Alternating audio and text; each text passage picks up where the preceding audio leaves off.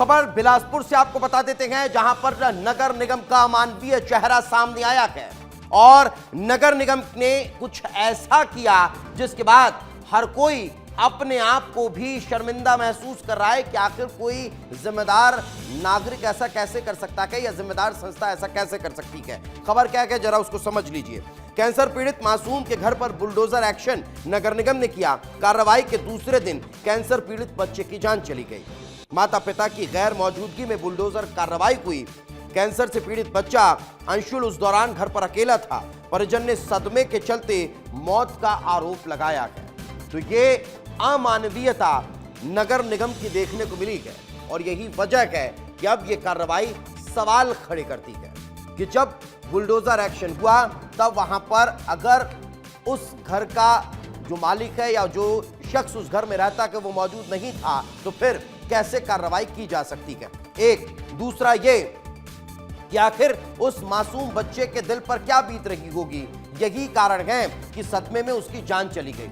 ये तस्वीर देख लीजिए, इस पिता के चेहरे को देखिए और उसके बच्चे की जो लाश है वो उसके हाथों में है।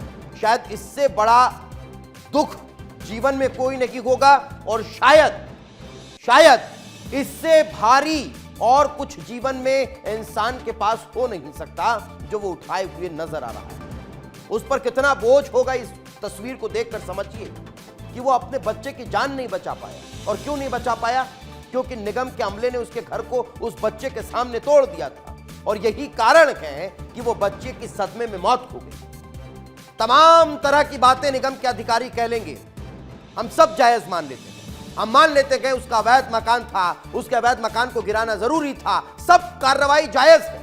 लेकिन सवाल यह है कि क्या थोड़ी भी मानसिकता मानवीय संवेदनाएं नहीं है?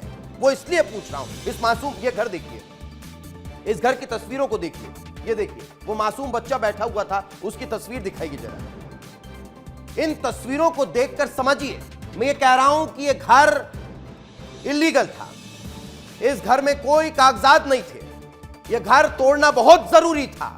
लेकिन उसके बाद भी क्या मानवीयता नहीं होती है? मानवीयता के आधार पर आप 2 दिन, 4 दिन, 10 दिन, 15 दिन उस कार्रवाई को आगे नहीं बढ़ा सकते थे क्या? जब वर्षों तक कार्रवाई का इंतजार होता रहता है और निगम का अमला कार्रवाई नहीं करता है, जब पानी के लिए लोग जद्दोजहद करते हैं और निगम का अमला पानी नहीं पहुंचा पाता है, तब क्या होता है? तब भी तो इंतजार ही होता है ना। वही इंतजार इस कार्रवाई में कर लिया होता तो वो बच्चा बच जाता। मैं ये क्यों कह रहा हूं? बच्चा कैंसर से पीड़ित था, उसका इलाज परिजन कराने के लिए पहुंचे हुए थे और परिजन इलाज भी नहीं करा पाए और उससे पहले उनके घर को ढा दिया गया।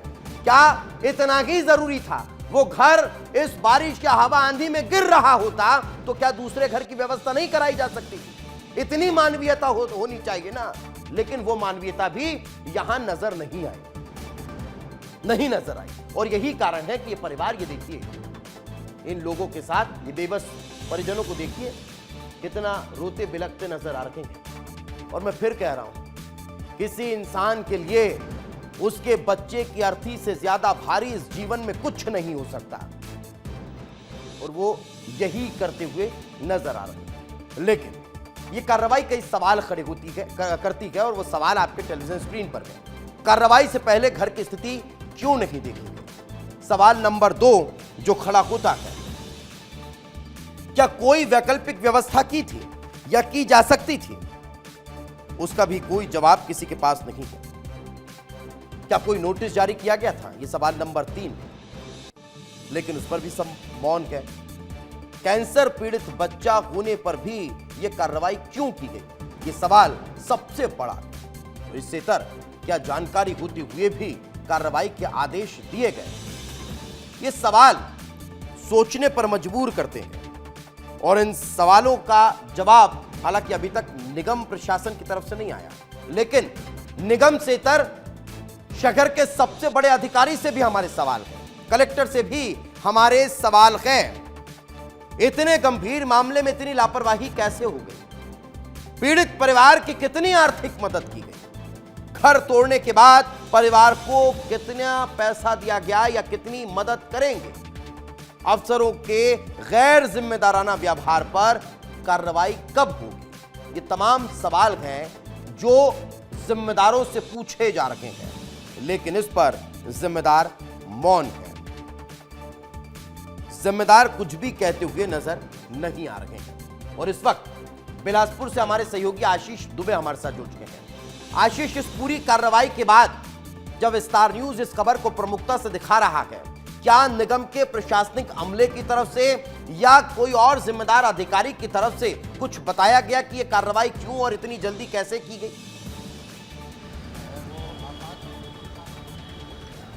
जी दीपेश, देखिए आज जो है जिस तरह की एक पूरी जो घटनाक्रम है वो बिलासपुर में चली है वो वाकई हैरान कर देने वाली है। कलेक्ट्रेट के सामने जो है पूरा परिवार उस बच्चे के शव को लेकर प्रदर्शन कर रहा था, सिर्फ इस बात को लेकर कि उस बच्चे की आखिरी ख्वाहिश थी कि उसके माता पिता उसी घर में रहे जो टूट गया। कलेक्टर संजय अग्रवाल से मुलाकात हुई। मुलाकात होने के बाद कलेक्टर ने उन्हें कुछ राहत की बात तो कही है, लेकिन फिलहाल वो इस मसले पर खुलकर जो बात करने का कहें वो बच रहे हैं। कारण ये है कि मामला बड़ा है, क्योंकि सदमे से एक बच्चे की मौत हो गई है बुलडोजर अभियान के बाद। और यही कारण है निगम के अमले कि जब को, परिवार अधिकारियों उनसे को ये मिलने नहीं गया पता था कि तब जिस उन्होंने परिवार में जिस घर को तोड़ने के लिए जा रहे हैं वहां कोई मरीज है, वहां कोई मासूम बच्चा है जो कैंसर से पीड़ित है, और अगर वहां पर ये कार्रवाई करेंगे तो परिवार को सदमा लगेगा, उस बच्चे को सदमा लगेगा। क्या ये जानकारी निगम के अधिकारियों को नहीं थी? जी निश्चित रूप से थी। नोटिस दिया गया था तब बच्चे के अंशुल यादव के जो पिता हैं संतोष यादव, उन्होंने नगर निगम अधिकारियों से मोहलत मांगी थी कि मेरे बच्चे का आखिरी समय चल रहा है, उसकी भी मोहलत। आप समझ लीजिए कितना दर्द है इस लाइन पर कि बच्चे के आखिरी जीवन की मोहलत और घर तोड़ने की मोहलत, ये दोनों जो है उसके पिता ने अवगत कराया था नगर निगम को, लेकिन नगर निगम के अधिकारी रुकने को तैयार नहीं थे। सुन रहे हैं आप मेरे सहयोगी रोड के कारण, जैसा कि आशीष को सुन रहे हैं ना, आखिरी मोहलत परिवार ने निगम के अमले से मांगी थी कि चंद दिन का मेहमान हमारा बच्चा बचा हुआ है, वो कैंसर के आखिरी स्टेज पर है, लेकिन निगम का अमला वो भी नहीं दे पाया। जबकि जिम्मेदारों को करना क्या चाहिए था कि कलेक्टर के पास जाते, मंत्री के पास जाते, मुख्यमंत्री के पास जाते और कहते ये बच्चा जिंदगी और मौत से जूझ रहा है, इसको स्वास्थ्यगत व्यवस्थाएं मुहैया करा दीजिए। लेकिन निगम का अमला ये सब नहीं करता नजर आया और उल्टा किया क्या, उसके घर को तोड़ दिया। अब सवाल ये उठता है आशीष कि क्या इस कार्रवाई के बाद जो परिवार बेसुध हालत में अपने बच्चे को लेकर निगम अधिकारियों के और कलेक्टर दफ्तर के चक्कर काटता नजर आ रहा है, कोई आश्वासन मिल रहा है, घर की कोई व्यवस्था हो पा रही है उनके? जी अगर हम पर्दे के पीछे की बात करें, जो औपचारिक रूप से पुष्टि नहीं हुई, तो कलेक्टर संजय अग्रवाल ने इस बात की जो है राहत जरूर दी है उस परिवार को कि आपको मकान दिया जाएगा, पर कहाँ दिया जाएगा ये फिलहाल तय नहीं है, क्योंकि अभी बच्चे का पूरा परिवार, जो उसके पिता है संतोष यादव, उनकी 1.5 सास जिसे कहें, मतलब उनकी माँ जो अंशुल यादव, उनकी माँ की बड़ी बहन के यहाँ रह रहा है। और कल इसी सदमे से चूर होकर जब बच्चे का इलाज कराकर अस्पताल से घर आया जो है लिंगियाडी जो आवास है उनका वहां, और घर टूटा देखा न सिर्फ बच्चे ने बल्कि उनके परिवार ने, तो सचमुच जो है वो सदमे में पूरा परिवार जो है आ गया। और इसके बाद आज सुबह उसी बच्चे ने मौत से पहले अपने पिता से कहा कि मुझे वो घर के आखिरी दर्शन करा दीजिए जहां मैं 30 सालों से रह रहा था। ये भावनात्मक रूप से जब मैं बता रहा हूं आपको तो मेरे रोंगटे खड़े हो रहे हैं कि बच्चे ने आखिरी दर्शन के बाद, वो बच्चा अपने पिता से गुहार लगा रहा है, पिता उसे वो घर दिखाने ले जा रहा है, लेकिन वापस लौटता है, उस बच्चे की मौत हो जाती है। ये वाकई में बेहद दुखद खबर। और मैं इस खबर को सिर्फ इसलिए इतना गंभीरता से दिखा रहा हूं ताकि निगम के अधिकारियों तक ये बात पहुंचे, उनके कानों तक ये बात पहुंचे कि लोगों की भावनाएं जुड़ी होती हैं, बच्चों की भावनाएं अपने घर से जुड़ी होती है, और वो घर अगर ढह रहा है और बच्चे की जान जा रही है तो फिर सवाल खड़ा होता है कि मानवीयता शायद हर इंसान में होनी चाहिए, जो उस दौरान निगम के अधिकारियों में नजर नहीं आई। बहुत बहुत शुक्रिया आशीष इस तमाम जानकारी के लिए, हमारे साथ चर्चा में जुड़ने के लिए। लेकिन इस परिवार के जो पड़ोसी हैं वो इस घटना पर क्या कुछ कहते नजर आ रहे हैं, उनको भी सुनना बेहद जरूरी है। ये बच्चा को कैंसर था, ये बोला भैया मेरे को 2 दिन का समय दे दो, मैं 2 दिन के बाद में खाली कर दूंगा, जबकि वहाँ से तोड़ने का कोई रास्ता ही नहीं था। एक गरीब के घर को तोड़ के दलालों के लिए रास्ता बनाया गया।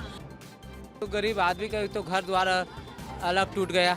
70 फीट में रोड था तो 70 फीट से बहुत ज़्यादा उसका पूरा वो चला गया, घरे मकान कम से कम 100 फीट अंदर हो गया। तो अब वो बच्चा को लेकर अब रहे कहाँ, उसको कुछ न कुछ न्याय मिले भाई। तो ये सुना आपने कि कैसे जहां जगह नहीं थी उसके बाद भी, अच्छा तोड़ना एक पर्टिकुलर हिस्से को था लेकिन पूरे घर को ध्वस्त कर दिया गया। अब ये कार्रवाई सवाल नहीं खड़े करती है तो फिर क्या करती है? लेकिन इस कार्रवाई के बाद जो प्रदर्शन हुआ उसकी तस्वीरें भी हम आपको दिखा रहे हैं। ये कलेक्टर बंगले के बाहर प्रोटेस्ट करने के लिए लोग प्रदर्शन करने के लिए पहुंचे और विरोध दर्ज कराते हुए नजर आ रहे हैं। उनकी तस्वीरें इस वक्त आपके टेलीविजन स्क्रीन पर है। तो कलेक्टर ऑफिस के बाहर की तस्वीरें हैं, कलेक्ट्रेट की ये तस्वीरें जहां पर परिजन पहुंचे हुए हैं। परिजन के साथ साथ आस पड़ोस के जो लोग हैं वे भी यहां पर विरोध दर्ज कराते हुए नजर आ रहे हैं और ये पूरी कार्रवाई को लेकर सवाल भी खड़े कर रखे गए। साथ ही साथ जो गैर जिम्मेदाराना रवैया निगम के अधिकारियों का नजर आया है, उनके विरुद्ध कार्रवाई की मांग भी ये करते हुए नजर आ रहे हैं। लेकिन चलिए अब इस पूरे घटनाक्रम के बाद जिम्मेदार अधिकारियों की प्रतिक्रियाएं भी निकलकर सामने आई हैं। कलेक्टर ने आखिर क्या कुछ कहा, आपको सुनवा देते हैं।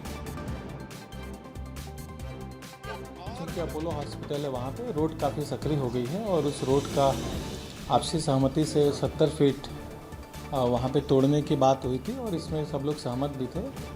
और इसी बीच ये सारा काम हो भी रहा था वहाँ पे। इसी बीच एक वहाँ पे घटना हुई है एक परिवार में, जिसमें एक बच्चा था जिसको डॉक्टर ने लास्ट स्टेज डिक्लेयर करके उनको वापस बोला था कि अब इसकी केवल सेवा करें।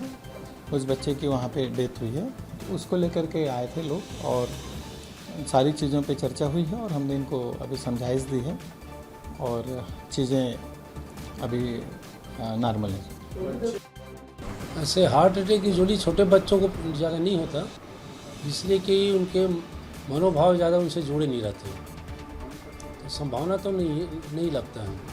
पोस्टमार्टम के बाद ही बता पाते हैं कि वास्तविक में अटैक के कारण हुआ कि अन्य कुछ से हुआ। निश्चित परिजन को लगा होगा अचानक बच्चा खेल रहा था हुआ है, तो उनको मन में तो लगना स्वाभाविक है।